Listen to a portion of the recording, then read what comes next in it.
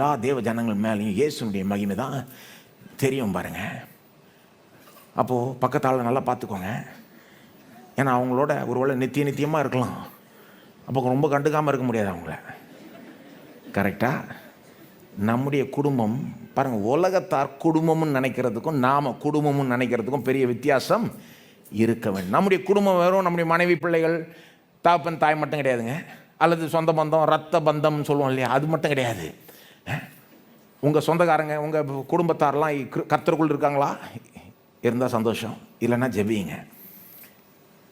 ஏன்னா நித்தியமாய் நம்முடைய குடும்பம் யாராக இருக்க போகிறார்கள்னா கர்த்தருக்குள் இருக்கிறவர்கள் தேவ ஜனங்கள் தான் நித்தியமாய் நம்முடைய குடும்பத்தாராய் இருக்க போகிறார்கள்.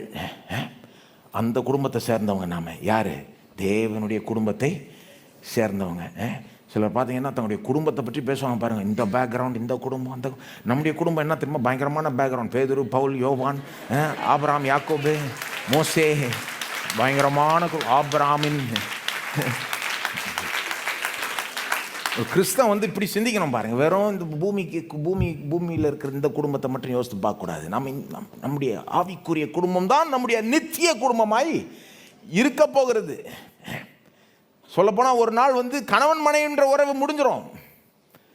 மரணம் ஒன்று அதை முடிவு கொண்டு வரும், அல்லது இயேசுடைய வருகை அதை முடிவுக்கு கொண்டு வரும். அதுக்கப்புறம் வந்து கர்த்தருக்குள் இருக்கிறாங்கன்ற அந்த உறவு தான் தொடரும்.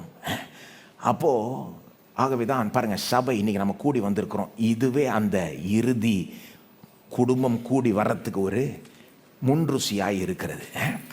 கூட்டி சேர்ப்பார்னா என்னங்க? நம்ம எல்லோரும் ஒன்றா இடத்துல ஒரே இடத்துல ஒன்றா தான் இருப்போம் இல்லையா? கரெக்ட் தானே? கூட்டி சேர்ப்பார். இந்த ஜாதி இங்கே இருந்துக்கோ, அந்த ஜாதி அங்கே இருந்துக்கோன்னு பாரு. சிலர்லாம் பாருங்கள் அங்கே கொஞ்சம் ஷாக்காக போகிறாங்க. ஏன்னா அவங்க இந்த குழுவாக இருந்து அவங்களுக்கு பழக்கமாயிடுச்சு, இதெல்லாம் பார்த்து பழக்கமாயிடுச்சு. எல்லாரையும் ஒன்றா போட்டுற போகிறாரு. அப்போ இப்போவே கொஞ்சம் பழகிக்கிறது தானே நல்லது. என்னங்க நித்தியம் இப்படி இருக்க போகுதுன்னு தெரிஞ்சுக்கிட்டா கொஞ்சம் இப்போத்துலேருந்தே ஆயத்தமாக்கிறது நல்லது. இப்போ சபையாக கூடி வந்திருக்கோம் இன்றைக்கி. இது வந்து ஒரு முன்ருசி. பரலோகம் எப்படி இருக்க போகுதுன்றதற்கு இது ஒரு முன்ருசி. சொல்லப்போனால் மார்க் 13:27 வர அதே வார்த்தை கூட்டி சேர்ப்பார்னு வருது பாருங்கள். அதே வார்த்தை தான் எங்கே வருதுன்னா எபிரேயர் 10:25 வருது. சபை கூடி வருதலை விட்டு விடாதீர்கள்னு வருது பாருங்கள். கூடி வருது, கூட்டி சேர்ப்பார். இதே கிரேக்க வார்த்தை தான் 2 இடத்துலையும் வருது. என்ன சொல்ல வரேன்? நித்தியமாய் நம்முடைய சகோதரர்கள் சகோதரிகளோட நாம் கிறிஸ்துவுக்குள் இருக்கிறவங்களோட இருக்க போகிறோம்னா இப்போவே கொஞ்சம் பழகிக்கணும்.